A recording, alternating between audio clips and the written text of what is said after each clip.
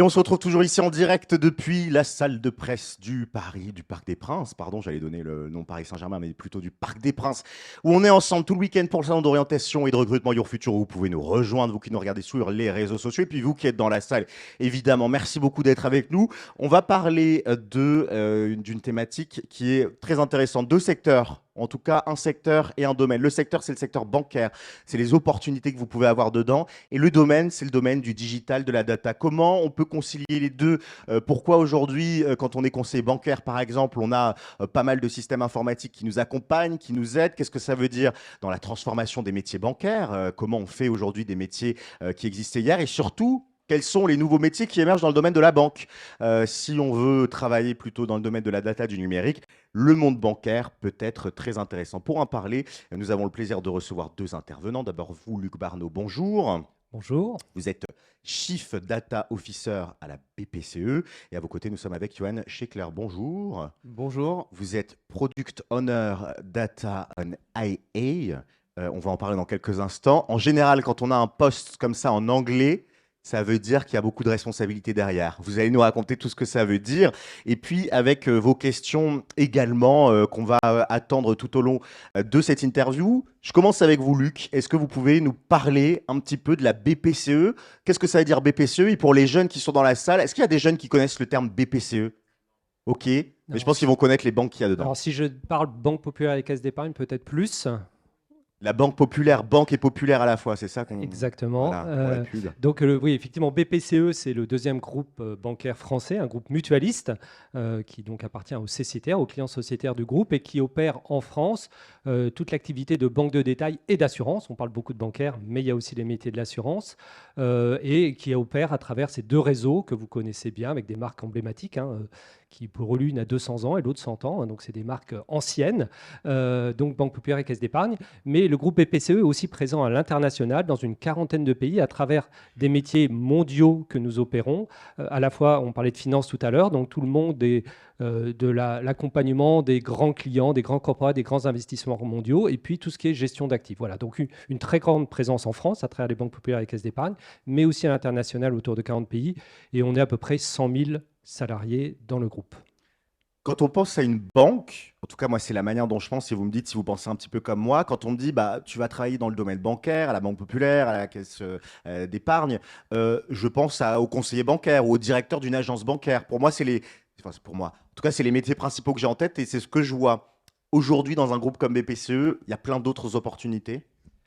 Alors bien sûr, nous, dans notre modèle, on considère que le conseiller bancaire reste au cœur de la relation entre la banque et son client. C'est un élément pour nous crucial de relation de confiance entre nos clients et leur banque et de réassurance. Mais évidemment, on évolue. Je vous disais qu'on avait 200 ans d'existence, donc on évolue bien sûr avec l'ensemble des tendances de la société. Et alors j'utilise un mot un peu barbare, mais il est absolument indispensable aujourd'hui de pouvoir accompagner nos clients à travers à la fois leurs conseillers, mais ce qu'on appelle l'omnicanal, donc être en capacité d'être en interaction avec nos clients à travers le digital, à travers vos applications mobiles, vos téléphones mobiles ou sur nos espaces digitaux web.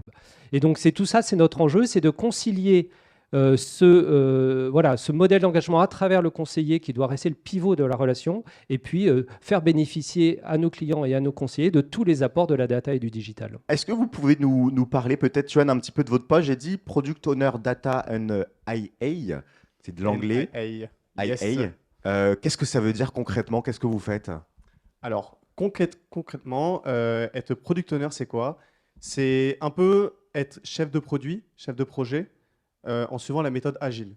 Mon objectif, mon travail quotidien, ça va être de travailler avec un groupe de personnes qui ont tous des compétences dans la data, donc des data scientists, des data analystes, data ingénieurs. Et l'objectif, ça va être de travailler ensemble pour créer des produits, des cas d'usage qui vont servir la banque, qui vont servir le conseiller, qui vont potentiellement servir aussi le client final. C'est vous, les applications bancaires, par exemple sur le téléphone, où on voit en temps réel les sous qui sont pris par ce qu'on paye et les sous qui tombent? Ça peut, potentiellement. Alors, c'est pas Johan directement. Ah, mais d'accord, directement moi, mais- non. mais- J'ai des problèmes avec effectivement- mon mot de passe, justement, je voulais en parler, mais donc c'est pas avec vous. Mais effectivement, dans le pôle qui s'appelle Digital et Paiement, dans lequel on évolue, il y a effectivement toute cette activité de l'application mobile, de nos sites digitaux de manière plus large.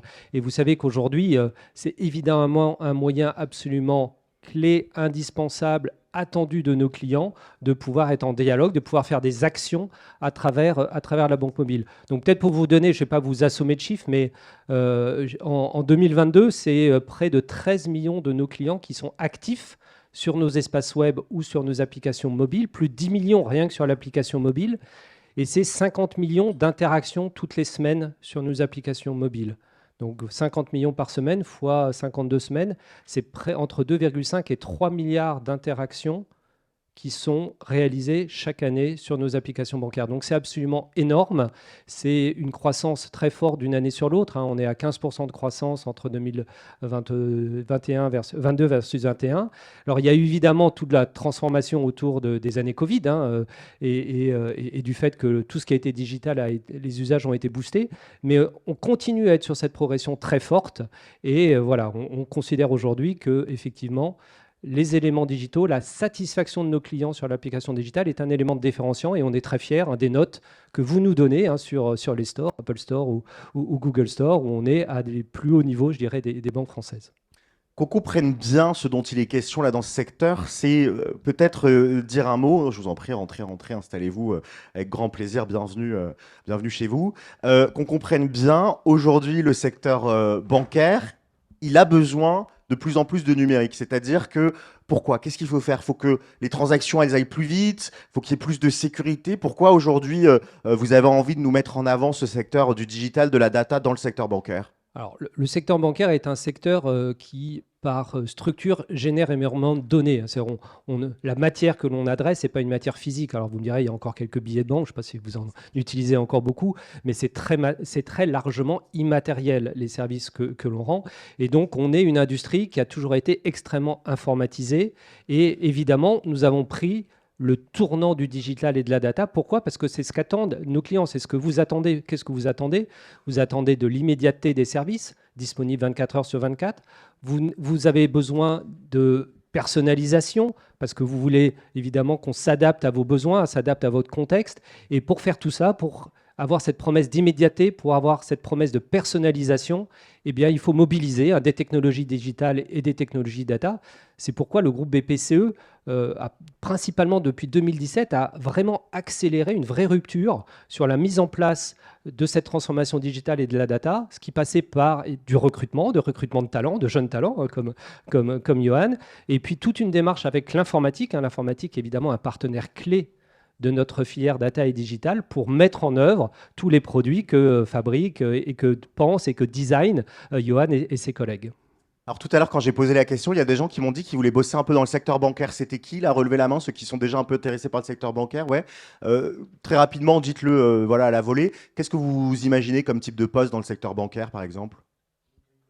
Ah, on gagne de l'argent, ok. Quoi d'autre? Ouais. Investisseur, c'est-à-dire un peu sur les marchés financiers, ok. Quoi d'autre? Ok, bon, c'est déjà bien, ouais. Conseiller d'entreprise, donc conseiller un peu de gestion pour l'entreprise. Là, j'entends quelque chose qui me parle et sur doute que vous avez. C'est vrai que la banque, il y a l'aspect qu'on voit un peu grand public, où on va gérer les comptes courants des personnes, leur livrer. Mais il y a aussi tout un volet placement. Il y a un volet financier. C'est un peu les films, je pense que vous voyez tous, les cours de la bourse, l'argent qui tombe, ce qu'on fait, etc. Là, les outils numériques, ils sont primordiaux. Est-ce qu'il y a déjà des gens ici qui ont vu des films sur les traders, le Loup de Wall Street, des choses comme ça? Ouais, un petit peu. L'image qu'on a des traders, c'est très... ils sont au téléphone, ça crie, il y a des feuilles qui tombent par terre avec les cours du Nasdaq qui sont notés, des choses comme ça. Aujourd'hui, ceux qui bossent dans la finance, c'est beaucoup avec des outils numériques et beaucoup avec de la data. Oui, alors déjà, effectivement, si vous visitez une salle de marché, chaque trader, il a face à lui une montagne d'écrans. Alors, c'est extraordinaire. Alors, c'est pas pour regarder Beansport et d'autres chaînes. C'est vraiment pour Sauf suivre... pendant la Coupe du Monde. Je ne sais pas. Une fenêtre. C'est vraiment effectivement pour suivre l'ensemble des évolutions de toutes les bourses ou voilà, tous les produits sur lesquels il travaille. Et donc, c'est hyper informatisé avec des enjeux informatiques qui sont très forts, puisque Voilà, il faut pouvoir passer des ordres très vite, hein. Vous voyez, si vous regardez la bourse, ça change toutes les minutes, toutes les secondes. Donc il y a une notion de vitesse d'exécution, de temps réel. Donc c'est une informatique extrêmement exigeante.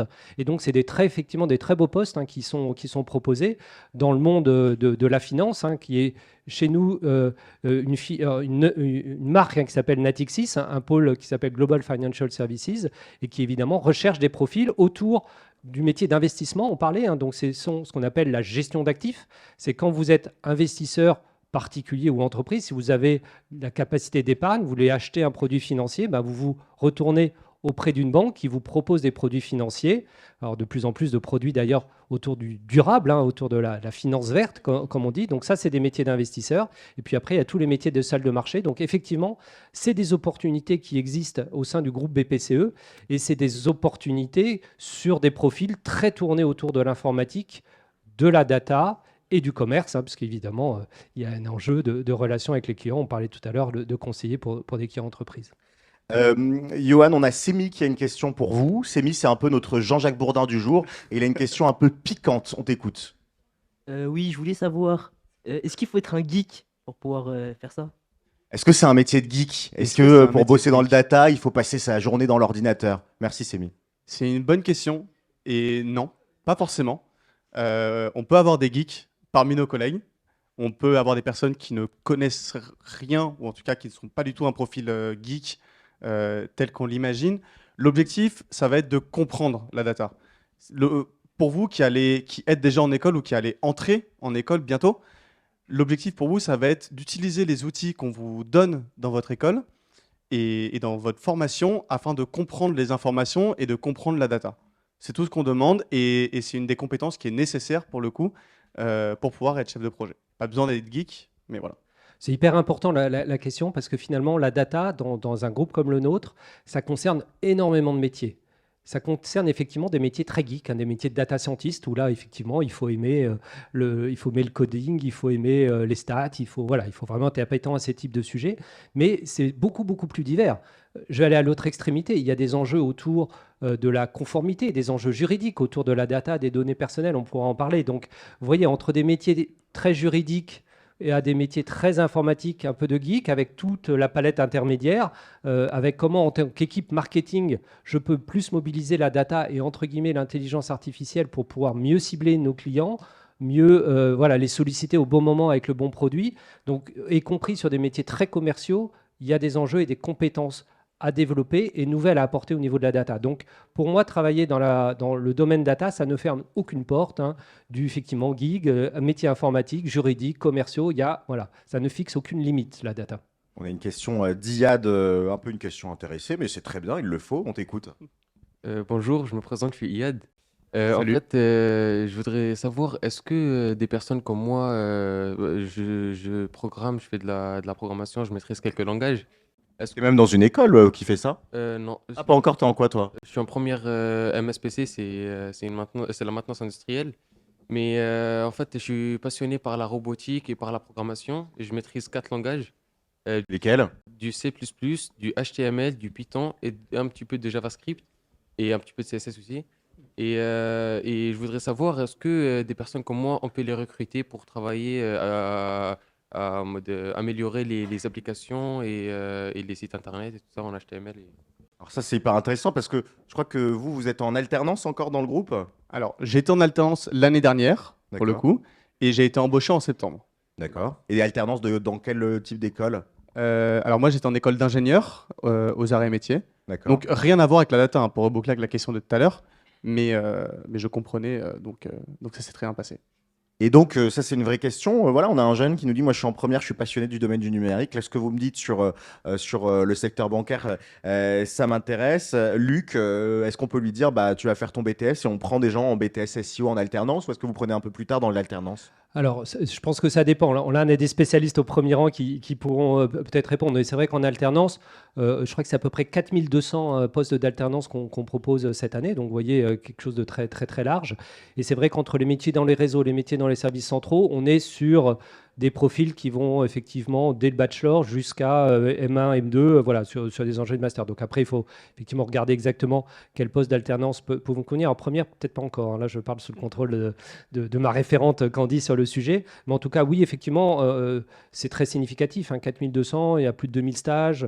On envisage d'embaucher 4000 postes en CDI sur des jeunes, hein, des premiers emplois ou toute première expérience. Ça peut déjà être, quand on est au lycée, on a le droit à une semaine de stage d'observation s'il a envie de venir découvrir le secteur Alors, bancaire, ça se négocie. oui, ça, effectivement.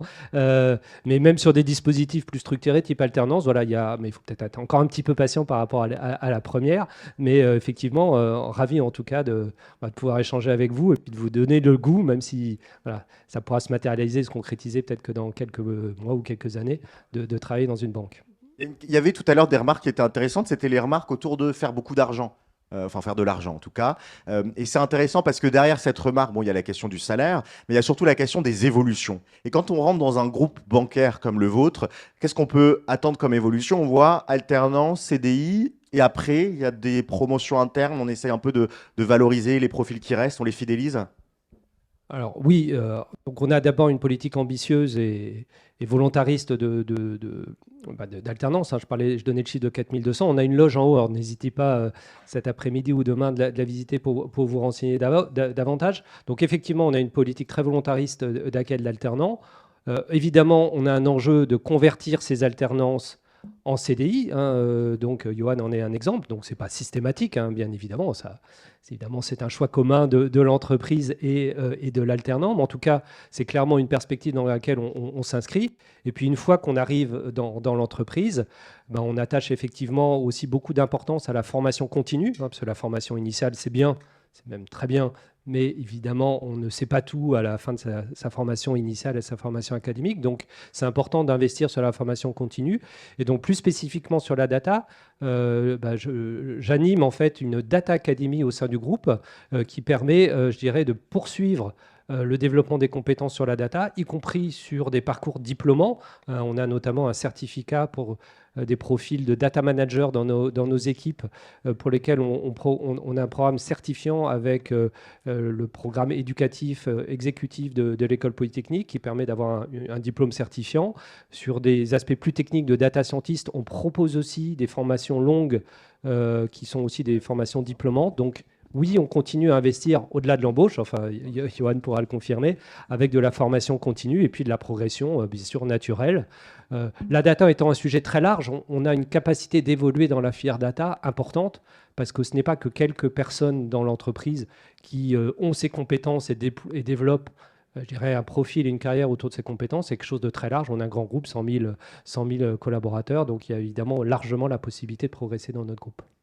Je me demandais, qu'est-ce qu'on entend derrière data? Peut-être avec des exemples concrets, parce que pour prendre un exemple qui va vous parler, vous avez tous déjà des comptes bancaires ou pas encore? Certains ont, certains n'ont pas. Tous les jours, on fait des transactions, mais on est 66 millions de Français. Si une personne fait 10 transactions par jour, c'est-à-dire que chaque jour, il y a 666 millions. Bon, les enfants n'en font peut-être pas, mais mettons qu'il y a 600 millions de transactions qui sont faites par jour.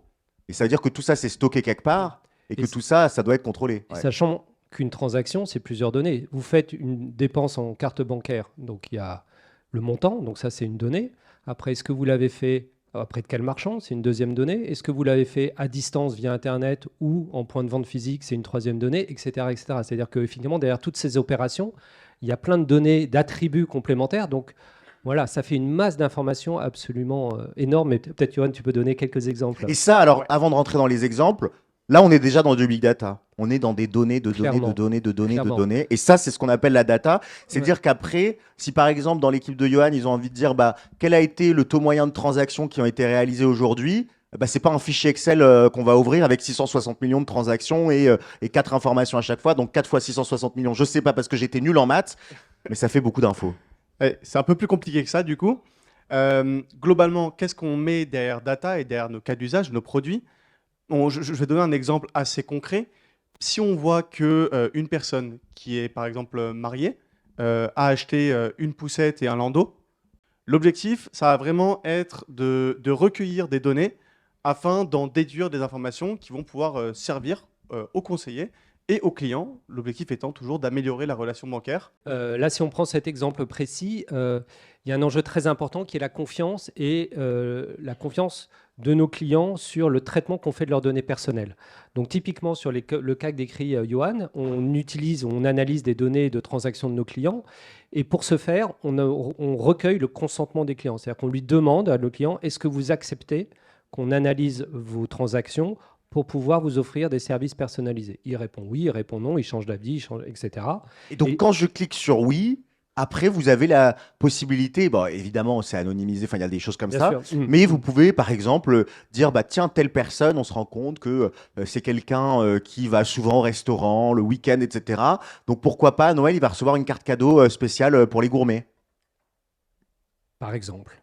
Donc, c'est effectivement, donc toute la logique, on parlait de digital, et au cœur de l'expérience digitale, il y a la personnalisation. Donc, comment en fait on peut, par la connaissance et les data, de pouvoir en fait être plus précis, plus contextualisé, plus personnalisé dans la relation, tout en évidemment mettant infiniment de précautions et de rigueur sur le traitement des données personnelles. Alors, je ne sais pas, pour ceux qui ont des comptes bancaires, etc., je pense qu'une des premières valeurs qu'on attend de sa banque, c'est la confiance. C'est-à-dire qu'on lui confie son argent. Voilà, si on n'est pas confiant à une personne, on ne lui donne pas son argent. Donc, on ne lui donne pas, enfin, on lui met pas, voilà. On ne s'appuie pas sur elle pour gérer son argent. Donc ça, c'est un élément absolument clé. C'est un capital absolument immense que nous avons avec nos clients et on veut vraiment que la data nous permette de continuer à chérir, je dirais, cette relation de confiance avec nos clients et donc on est extrêmement précautionneux sur tous ces sujets-là. Donc là, on citait effectivement le cas de personnalisation. On a beaucoup de cas d'usage pour lutter contre la fraude, pour protéger nos clients des fraudes, pour lesquels on mobilise effectivement toutes ces données. Mais c'est à la fois des données de transaction, mais c'est aussi les données digitales, hein. Je disais tout à l'heure qu'il y avait 50 millions de visites toutes les semaines sur nos espaces digitaux. Là, c'est aussi énormément de data qui sont générées pour pouvoir là aussi accompagner nos clients dans ce qu'ils recherchent en fait dans les services bancaires.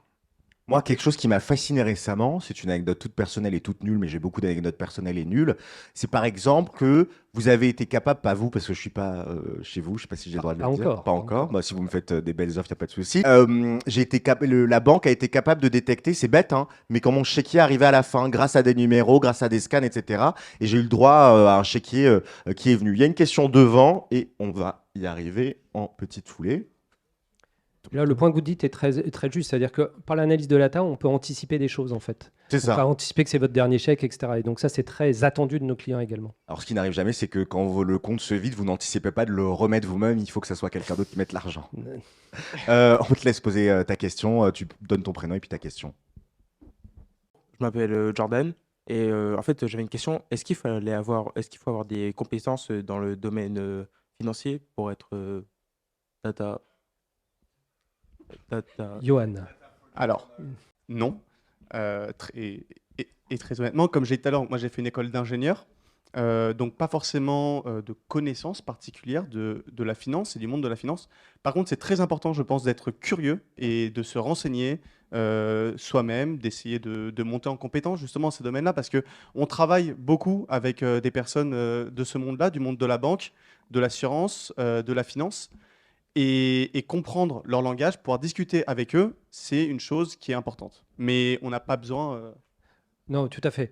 Mais effectivement, il faut avoir cette curiosité. Tout le travail que fait Johan, il passe sa journée finalement avec à la fois des experts informatiques hein, pour réaliser tous les produits que Johan imagine, et puis il passe l'autre partie de sa journée, ou en même temps sa journée, avec en fait des représentants métiers. En fait. Donc il travaille avec les équipes marketing du crédit consommation, les équipes marketing de l'assurance, les équipes marketing du paiement, pour comprendre ce qu'ils attendent en fait de l'impact de la data. Donc il faut effectivement, en tant qu'expert data, être capable à la fois de parler avec des métiers, et donc de ne pas être expert, hein, c'est eux qui sont les experts métiers, mais il faut les comprendre, mais ça s'acquiert sur le tas et à travers tous les ateliers qu'on mène, et aussi parler à l'informatique, et donc aussi être appétent quand on est effectivement sur des sujets data, sur ça. Voilà. Et donc c'est ça vraiment le rôle de ces expertises data, à la croisée des chemins entre l'expertise métier et de l'expertise informatique.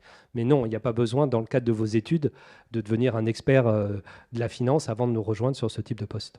Et pour compléter, juste, tout à l'heure, Luc a parlé de la Data Academy et des formations proposées par le groupe BPCE. C'est aussi l'occasion potentiellement de pouvoir se former à différents enjeux. Il y a toutes ces choses-là. Évidemment, on est avec un groupe bancaire. Évidemment, on a envie de parler sous.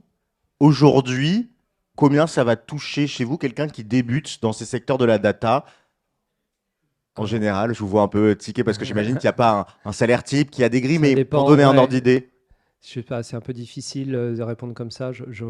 J'appelle un ami dans la salle ou c'est difficile. Je pense qu'il faut, une fois de plus, on a un stand là-haut, n'hésitez pas à aller voir quelles sont déjà les conditions d'alternance qu'on propose, les rémunérations autour de l'alternance. Mais Après, des les premiers rémunérations, parce emplois. que c'est parlant aussi, parce que c'est pour ça que moi j'aime bien, parce qu'évidemment, quand on vient et quand on cherche un... Aujourd'hui, vous êtes en terminale, et donc on a un prisme de l'école qui est un peu biaisé, c'est-à-dire, faut aller en cours, faut faire sa disserte de philo, faut noter le sujet sur ChatGPT, comme ça il écrit la disserte, ensuite on recopie, voilà, je vois des sourires. On a le DS le samedi matin, etc. Mais finalement, dans 5 ans, ça y est, vous serez sur le marché de l'emploi, et les décisions que vous allez prendre maintenant, ça va impacter. Et là, on est dans des filières, allez, en commencement, on va plutôt être proche des 40 000 euros bruts par an que des 20 000 euros bruts par an pour des métiers de la data. C'est un peu les grilles de sortie dans les Oui, écoles. bien sûr, quand on est sur des profils, c'est pour ça que c'est toujours difficile de répondre à votre question, parce que ça dépend aussi après du niveau d'études. Mais quand on est sur, effectivement, comme Johan, des personnes qu'on accueille sur une formation après un Master 2, un M2, on est effectivement, dans les 2 chiffres que vous évoquez, plus près du plus haut que du plus bas de la fourchette. Après, voilà, les écoles aussi vous renseignent sur les grilles en sortie, et je pense que le secteur bancaire n'a pas à rougir des propositions qui sont faites, sachant que, mais ça, vous aurez l'occasion de regarder ça dans le détail, mais il y a le salaire fixe, il y a aussi Les primes. les avantages, les primes d'intéressement, Les participation, tickets resto. l'effort, voilà, tous ces éléments complémentaires pour lesquels on ne pense pas forcément, on pense toujours salaire fixe comme la référence. Il faut regarder effectivement l'ensemble des éléments de rémunération pour se faire une opinion, mais je dirais que par rapport voilà, aux jeunes qu'on embauche en sortie d'école, on est complètement, évidemment, ça dépend effectivement du niveau bac plus 3, bac plus 5, voilà, mais on est pas mal Vous êtes positionné. dans Je ces, pense. donc, c'est au minimum, pour traduire ça vraiment en termes concrets, du 3 500 euros par mois quand on travaille dans ces métiers-là. Ouais, pour en rajouter, non, c'était bon.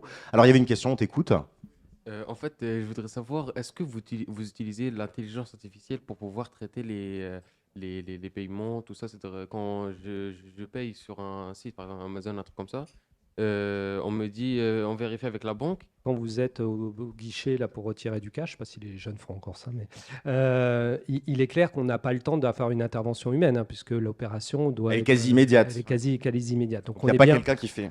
voilà, on est bien sur des machines, des serveurs qui autorisent ou qui n'autorisent pas la transaction. Parce que évidemment, on a envie évidemment de vous servir. Donc si vous faites un achat, on a envie que vous puissiez faire votre achat. Mais on a aussi un enjeu de vous protéger si finalement la personne qui fait l'achat, c'est pas vous, mais c'est quelqu'un qui usurpe votre identité et qui essaye de vous faire payer quelque chose pour lui. Et donc il faut qu'on puisse décider dans un temps hyper court de est-ce que cette transaction, elle nous paraît normale, entre guillemets, et on la laisse passer de manière temps réel, ou est-ce qu'on a un soupçon sur cette transaction, elle nous paraît peut-être frauduleuse, et dans ce cas-là, on ne l'exécute pas immédiatement pour le temps de la laisser traiter. Et donc, cette décision de faire ou de ne pas faire, de laisser passer ou pas la transaction, c'est là où on a besoin de beaucoup de data, et on a recours à des techniques de type intelligence artificielle pour prendre la bonne décision. Donc oui, effectivement, alors c'est des humains qui établissent ces règles et qui établissent, voilà, c'est des équipes comme Johan avec des data scientists qui travaillent sur ces sujets-là. Mais effectivement, comme on est des aspects très temps réel, c'est après des serveurs informatiques qui exécutent l'application de ces règles. De l'argent. Est-ce que c'est possible? C'est-à-dire, on met par exemple un lecteur digital et c'est-à-dire, pour vraiment avoir une sécurité de plus, on met notre doigt pour commencer que c'est notre carte. On peut pas, que quelqu'un d'autre ne peut pas retirer. L'empreinte digitale au cœur du système bancaire, ça existait, fut un temps, mais ça s'est pas trop déployé. Oui, alors c'est vrai qu'on a des mécanismes d'authentification fortes. Donc quand effectivement vous faites une opération, on veut vraiment être sûr que c'est vous qui faites la transaction. Donc là, je ne veux pas rentrer trop dans les détails, mais pour s'assurer que c'est vous, généralement, on a des authentifications dites à 2 facteurs. C'est à la fois c'est quelque chose que vous possédez, c'est quelque chose que vous connaissez. Donc typiquement, quand vous avez votre téléphone, on s'assure que c'est bien le téléphone habituel que vous utilisez sur lequel se fait la transaction. Donc c'est un objet que vous possédez. Et puis on vous demande un code ou autre chose, quelque chose que vous savez. Et donc par cette double protection de vous possédez et vous savez, ça donne un niveau d'authentification forte qui permet d'avoir un niveau de garantie qui est meilleur que d'autres systèmes. Donc effectivement, il y a des mécanismes, je ne vais pas trop rentrer dans les détails, ça devient un peu technique, mais et il y a vraiment des mécanismes d'authentification forte pour s'assurer vraiment que c'est vous qui faites la transaction. Et si on a un doute et qu'il y a des règles qui s'allument, des voyants rouges qui s'allument, on prend la précaution de ne pas exécuter immédiatement la transaction et de prendre le temps de s'assurer de ce qu'on appelle une levée de doute. C'est-à-dire qu'on contacte notre client en disant est-ce que c'est bien vous qui avez fait cette opération? Si oui, on la déboucle et sinon, on a bien fait finalement de la bloquer parce que c'était une fraude. La question de la fin, elle est pour Jérémy, on t'écoute. Bonjour. C'est pour savoir, est-ce que vous auriez des projets pour les personnes qui sont en 3e année d'études, en alternance? Les alternances ouvertes pour les 3e années d'études, que c'est des choses que vous avez? Oui, dans les 4200 postes dont je parlais, il y a effectivement un mix entre des alternances plutôt au niveau effectivement 3e année de licence, enfin année de licence, ou les 2 années de master, ou la dernière année de master. Donc on a bien une palette sur les trois dispositifs, et donc vous pouvez avoir tous les renseignements là, je pense, dans la loge BPCE, et en fonction de votre projet, est-ce qu'il est possible à travers ces 3 mécanismes, voilà, tout ça vous sera présenté. Mais oui, effectivement, les alternances, c'est pas que pour les masters, on a aussi des alternances au niveau licence. Et ben voilà, plein d'opportunités en tout cas que vous retrouvez dans la loge entreprise du groupe PPCE. Merci à tous les deux d'être venus, on peut les applaudir très fort. Merci beaucoup. Merci à vous de nous avoir suivis sur les réseaux sociaux pour cette nouvelle conférence. On se retrouve dans quelques minutes pour la dernière conférence de l'après-midi. À tout à l'heure.